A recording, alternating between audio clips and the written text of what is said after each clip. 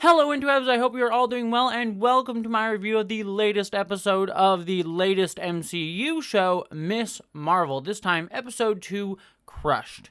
As you can already tell, you're not getting my pretty beautiful little face because I am still recovering from surgery. So as with the past few videos on this channel, I'm just going to be doing audio only because my face currently looks like the Crypt Keeper slept with a pufferfish. So it's a fun time. But enough about me. Let's actually talk about Miss Marvel. And I'm actually going to start off this review just sort of giving my brief thoughts on the premiere episode of Miss Marvel, because last week when the episode premiered, it was the day after my surgery, and I was trying not to cry out in pain every 5 minutes. So I did get to watch the episode, but I didn't get a chance to do a review. So let's talk about that really quickly. I really adored the series premiere of this show. I thought it was one of the stronger premieres that we've gotten from Marvel, though I'd hate to put too much stock in the premiere episode, because the big problem that I've had with Marvel shows over the past few months, year, however long these things have been coming out, is that they start off relatively strong, and for the most part have fizzled out towards the end. So a strong beginning doesn't necessarily say that the show is going to stay strong, but that being said, this was a strong premiere. While the actual story that this show is going for, I don't feel is particularly novel or new in terms of the teenage kid story genre, I think it's, number one, doing it really effectively, because what I appreciated most about the first episode is while we were getting things like the overbearing parent over-worrying and doting on Kamala, and they having an expected life plan for her and she can't break out of it, like that sort of storyline that we see in even movies that were very recent, like Pixar's Turning Red comes to mind as a recent example of a very similar story. What I liked about this show is that there was enough subtleties within the performances and the way that the characters and parents were characterized that I found that there was a bit of humanity in it that got beyond some of the tropes of the genre. Like, for example, one of the biggest ones for me was when Kamala's mother said, oh, you can go to Avengers Con, but you have to dress up like the Hulk in sort of a very Pakistani sort of garb. Kamala balking against that because she wanted to go as Captain Marvel.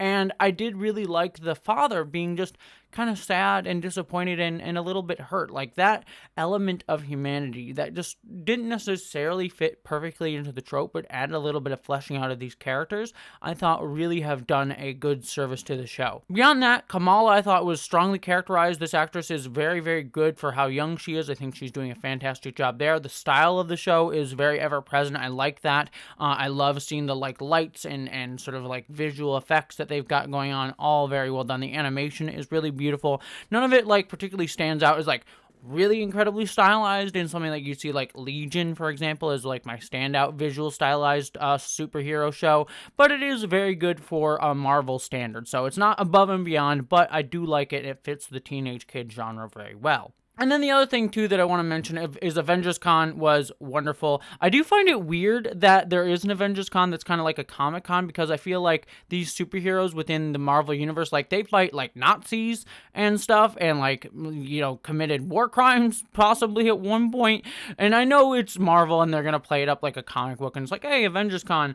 But it is a little bit weird, because I'm oh, kids are gonna celebrate what would equivalent to war crimes possibly would be, or at least some people would consider them war crimes. At the very least, they're heavily politicized within this world, and if their politicization is anything like our politicization in our real world, I feel like kids-friendly Avengers Con would be a little bit strange. But that being said, it was a lot of fun. It was kind of joyous to see all of that, and it was really great. So I did enjoy all of that.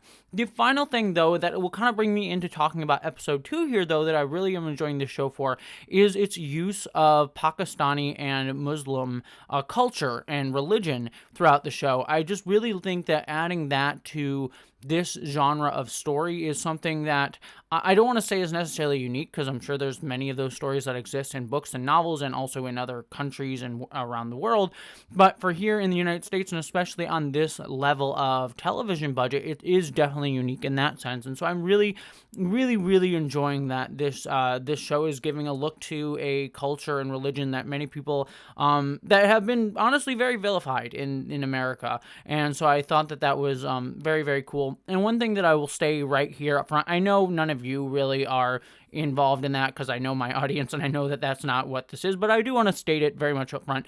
I was really disappointed. You know what? I'm not even going to say disappointed because it's expected at this point, but I was saddened to see that there was this backlash to this show with people review bombing it and trying to there was a hate group formed around the show that sort of was hating on it, saying that, oh, Miss Marvel is trying to replace our lovely Carol Danvers, the white woman, in very, very racist undertones, kind of fitting that white replacement narrative of like, oh, look, the people of color are coming in to replace the white people, which is even more laughable with it when it comes to Carol Danvers. Like, they're so worried that the white woman's going to be replaced, but considering all the crap that Brie Larson and that movie got when she came into the character in House, like, oh, she's taking Captain America from us, she's trying to replace him, and it's all just goes back to how there's this idea of white replacement, especially white male replacement, and it will just go on down the line, and they'll always use the white women defense, like, oh, they're taking the poor place from the white women, and then once they sort of have the white women that they sort of deified and mystified, then it becomes about the men.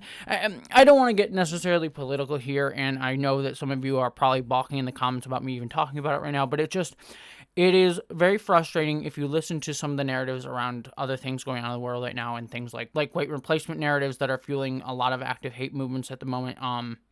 It pisses me off that we see it within fandom spaces, but unfortunately, that is sadly all too prevalent, and a lot of the times these things sort of gestate in fandom spaces. I mean, look at things like Gamergate and Comicsgate that was breeding ground for ultimately what people in more politicized areas and arenas utilize to gain power. So very sad that things that I love are breeding grounds for a lot of this ideology and sort of a quote-unquote safe space for people to say this ideology and have it just be about a TV show. So if you ever want to know why I get so angry about these narratives within fandom spaces and the fandoms that I care about, it's because they're breeding grounds for this ideology to start to become more pervasive in mainstream, more politicized areas. So just wanted to say that up front. I know that that's something that a lot of you will either not care about or balk at, and I totally understand wanting just a review, but it's something that I feel is very important for me to mention within my review. So there you go. Let's actually talk about the episode and have more fun. I did really love Kamala coming into this opening where she's like having more confidence and just like, yeah, I get to like have powers, and it's just nice to see that sort of moment for her.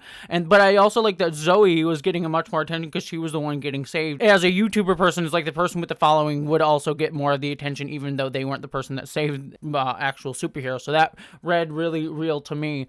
But I did feel that I was kind of disappointed with the training montage that we got immediately after this, because it felt like I know we see that Kamala doesn't have a full handle on her powers later on in the episode, but I would have rather see her struggle with it a little bit more. Like, I feel like we got more of a teenage superhero struggling with powers in Spider-Man, like the original Spider-Man movie with Tobey Maguire, than we got in this movie. And I was kind of disappointed because in a TV show, you should have more time to spend telling us those moments and those stories than you would even have in a big budget movie. So the fact that we already had her doing a training montage, I felt was a bit quick and a bit fast, and I would have liked to see her struggling a bit more with it. But then we get Kamala at the mosque with her friend. Again, I love seeing that we get to see Muslim culture represented, and they sort of are gossiping while people are talking. It felt very like, oh, this is like a normal conversation with something that is so mystified within American culture. It was nice to just see, like, yeah, people chat in the mosque when they're not supposed to. Kids chat in the mosque when they're not supposed to, just like kids in a church would do the same thing, or kids in other places.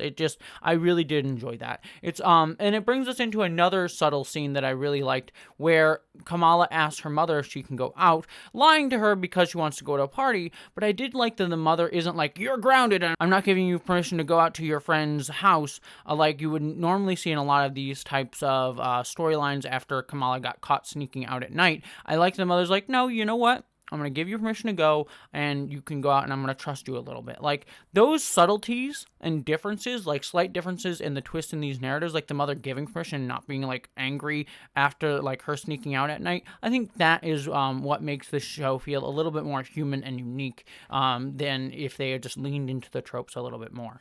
Then we get the party sequence. We meet the hot senior, who is going to be a bigger part down the line, but I always kind of get grossed out when we have, like, a...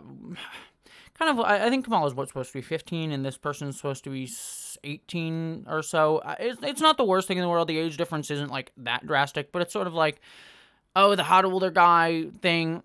I don't know. I'm not going to hang my hat on that too much, but it's always something that throws me a little bit, but what are you going to do? But I do like the fact that he does seem like a decent dude, but then the cops show up at the party. I would have liked to see more stuff going on at the party, see some events at the party, just feel like, here's this way to introduce this dude, and then we're going to move on. But then Kamala getting the dance sequence as she comes back home. I wish that dance sequence had been a bit more stylized between the jump between reality and her in her head dancing around the house. It just was like, oh, here's a bunch of different colored lights. There was no real super stylization other than colored lights and Kamala dancing. It was funny, but didn't really hit it for me overall. But the animation was nice towards the end there. Then I liked that Kamala got a sort of essentially a zit on her nose with her powers, and that they were kind of freaking out and messing up. And I liked that that mirrored sort of puberty and stuff going on with that. I did really enjoy that, because I know a lot of people have been lamenting the differences in Kamala's powers between the comics and the show here. And so I think that any way that we get these powers to sort of mirror her gangliness and awkwardness as a teenager in the way that the comics version of her powers did, I think is a benefit. It's not going to be to the same level, because hard light powers don't map onto like stretchy powers in the same way, but I do think that any time that you get to see that, like this zit thing, what I thought was kind of nice. Then we get a scene with the guidance counselor where we see Bruno is able to go to Caltech, which will obviously be a sticking point between him and Kamala later on in the episode, and obviously he has feelings for Kamala, but Kamala just sees him as just a friend zoning story. It's very by the books and that sort of thing. The only thing that I will note is the guidance counselor I don't particularly love, because he is extremely gay-coded. Like, he's talking about chic magazines, and he has that sort of like gay vibe, but he's not explicitly gay. Maybe they'll make him explicitly gay at some point, but I don't necessarily mind a gay-coded character here and there, especially nowadays where we're getting more explicitly gay characters, but Disney has not earned that, in my opinion. They have had not enough gay characters or gay representation to be like, hey, look, we'll have those gay-coded characters. Like, no, you're leaning into bad tropes, and I would be fine with it if you had had explicit gay characters elsewhere. Fine, you can have your one jokey gay-coded character, but until you do that elsewhere, screw you, Disney. I'm not here for it. So was a little bit disappointed in the way that counselor was represented. Then we get the family dinner scene, which, again, I really liked. I liked that they started talking about the partition of India and the separation to Pakistan. That's a part of history that is a very important and really dark part of human history in our world.